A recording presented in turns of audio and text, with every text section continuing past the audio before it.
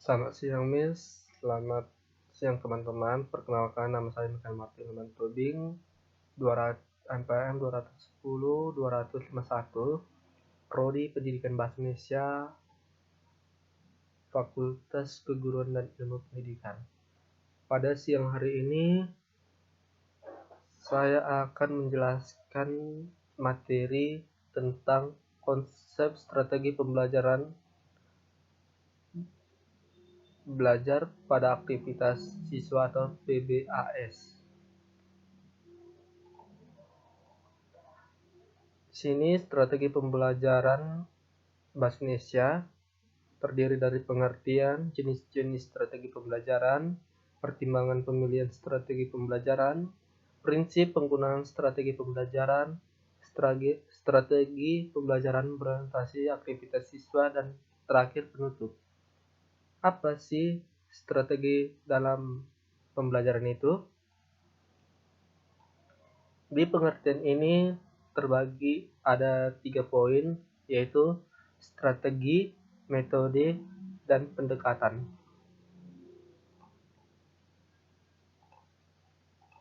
Pengertian strategi.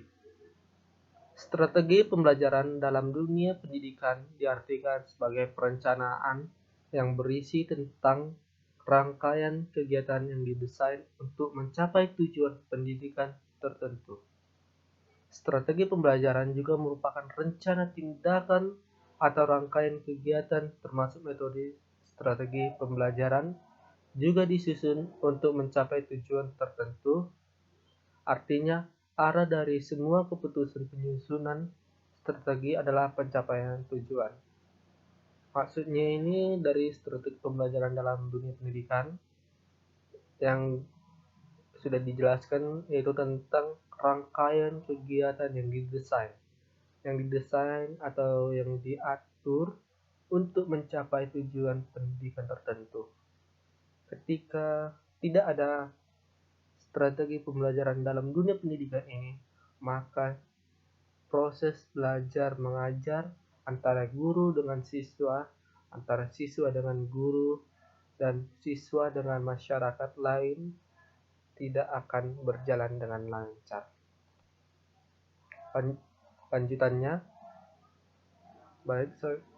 strategi pembelajaran merupakan suatu kegiatan pembelajaran yang harus dilakukan guru dan siswa agar tujuan pembelajaran dapat dicapai secara efektif dan efisien menurut Chem 1995 bersama Dick and Carey 1985 juga menyebutkan bahwa strategi pembelajaran itu adalah sesuatu set materi dan prosedur pembelajaran yang digunakan secara bersama-sama untuk menimbulkan hasil belajar pada siswa. Tadi saya sudah membahas pengertiannya. Sekarang di sini ada metodenya. Metode dalam strategi pembelajaran merupakan suatu upaya mengimplementasikan rencana yang sudah disusun dalam kegiatan nyata agar tujuan yang telah disusun tercapai secara optimal.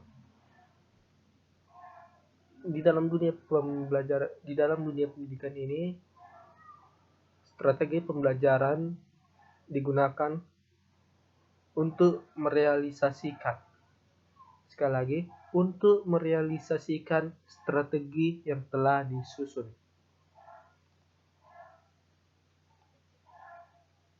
Salah satu keterampilan guru yang memegang peranan penting dalam proses pembelajaran adalah keterampilan memilih metode.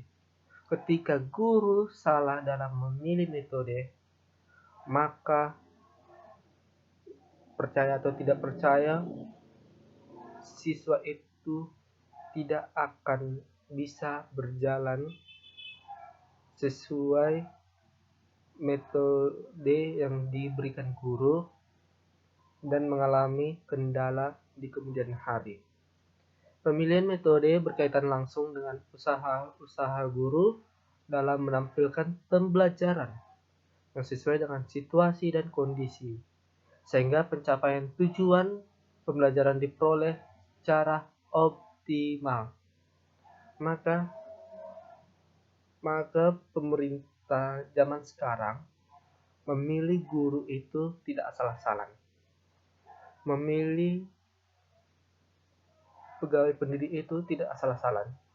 Semua itu memiliki prosedur, mulai dari ujian, tes kecerdasan, tes psikologi, dan tes psikomotoriknya, agar ketika saat guru atau pengajar pendidik itu menerangkan materi, menjelaskan kepada siswa, dapat diperoleh secara optimal dan tidak sia-sia.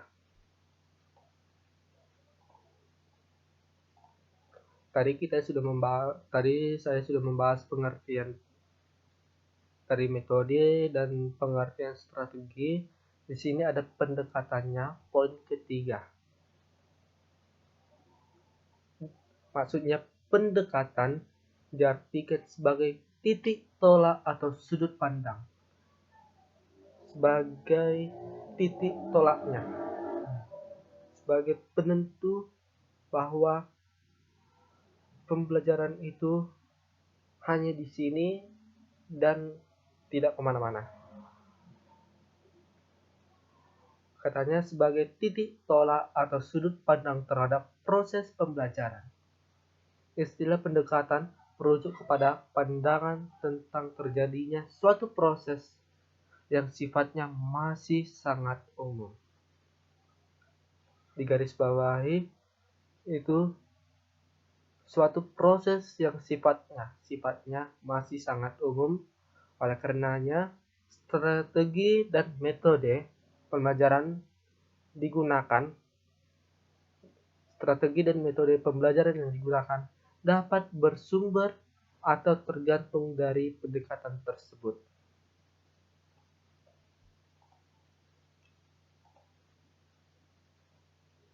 Oke. Di sini ada jenis-jenis strategi pembelajaran. Jika ada kurang mengerti, silakan dipertanyakan kepada saya, maka saya akan menjawab setelah sesi video ini. Menurut Rowntree 1974, mengelompokkan strategi pembelajaran ke dalam strategi penyampaian atau exposition, discovery, learning, dan strategi pembelajaran kelompok dan strategi pembelajaran individual atau group individuals learning. Sekali lagi, exposition, discovery, learning, dan strategi pembelajaran kelompok dan strategi pembelajaran individual atau group individuals learnings. Dalam strategi exposition, bahan pelajaran disajikan kepada siswa dalam bentuk jadi, dan siswa dituntut untuk menguasai dan tidak dituntut untuk mengolahnya. Artinya, guru memberikan bahan materi itu dalam bentuk jadi, sehingga hanya siswa dituntut menguasai, memahami, dan mempraktekkan bahan tersebut, tetapi tidak dituntut untuk mengolahnya. Maka dengan demikian, dalam strategi ini, guru berperan sebagai pemberi informasi. Guru hanya memberikan informasi kepada siswa, dan siswa dapat menguasai atau melakukan. Berbeda dengan strategi discovery. Dalam strategi ini, bahan pelajaran dicari dan ditemukan sendiri oleh siswa. Seperti pembelajaran K13, siswa dituntut untuk lebih aktif dibandingkan guru. guru memberikan bahan, maka siswa akan mengembangkan, siswa akan memperluas materi yang diberikan dosen atau guru, sehingga tugas guru lebih banyak sebagai fasilitator, pemberi fasilitas dan pembimbing saja bagi siswanya. Strategi belajar individual dilakukan oleh siswa secara mandiri. Kecepatan dan keberhasilan pembelajaran siswa sangat ditentukan oleh kemampuan individu siswa yang bersangkutan. Bahan pelajaran serta bagaimana mempelajarinya didesain untuk belajar sendiri. Maka siswa dapat mengembangkan, mempelajari, serta mendesain bahan untuk belajar mereka sendiri. Strategi belajar kelompok dilakukan secara beregu. Kelompok siswa diajar oleh seorang guru atau beberapa orang guru. Strategi ini tidak memperhatikan kecepatan belajar individu. Maka ketika siswa belajar tidak ditentukan oleh kecepatan belajar individu. Setiap individu adalah sama. Jadi tidak ada perbedaan, setiap individu sama dalam strategi pembelajaran.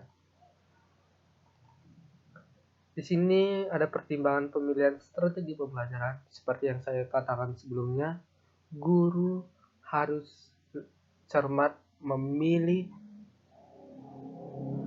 metode atau metode pembelajaran, metode strategi pembelajaran.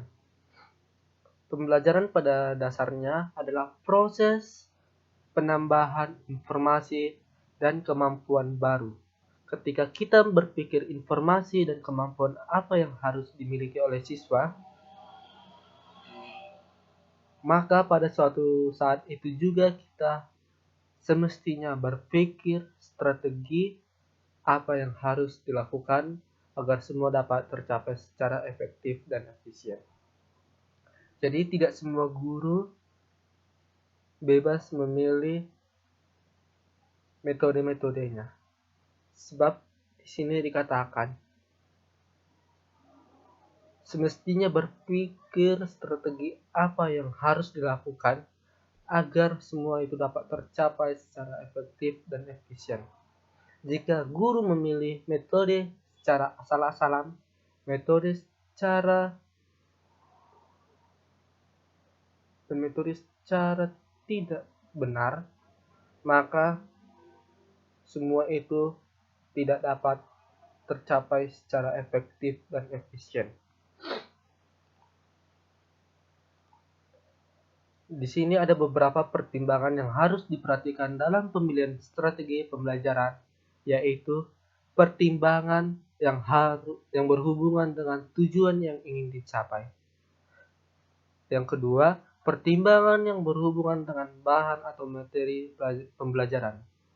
Yang ketiga, pertimbangan dari sudut siswa. Dan terakhir, pertimbangan lainnya. Oke, di poin A ini, pertimbangan yang berhubungan dengan tujuan yang ingin dicapai. Agar pertimbangan ini dapat tercipta dan tujuannya bisa dicapai, maka harus diproses terlebih dahulu sebelum dicerna baik-baik. Diproses dulu, dipilih yang mana yang baik dan mana yang tidak baik. Maka ketika sudah diproses, maka tujuan yang ingin dicapai dapat tercapai secara bagus. Yang di poin B, pertimbangan yang berhubungan dengan bahan atau materi pembelajaran. Jadi guru tidak boleh sembarangan memilih bahan atau materi pembelajaran.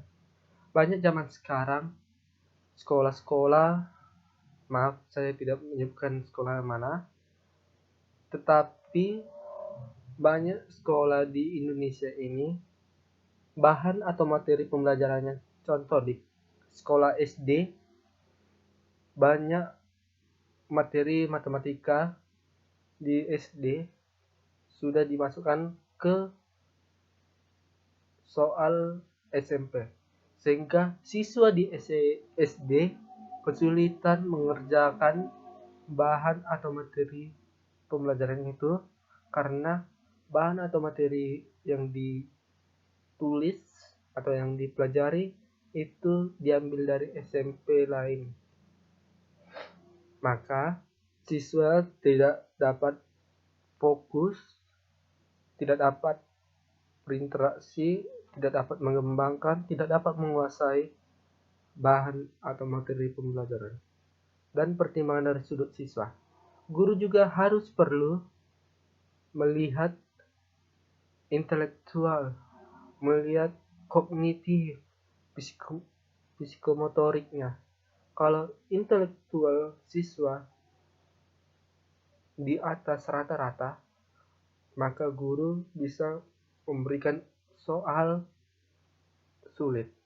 Tetapi kalau siswa memiliki tingkat kepintarannya di bawah rata-rata, maka tidak boleh diberikan bahan atau materi pembelajaran yang sangat sulit dipelajari.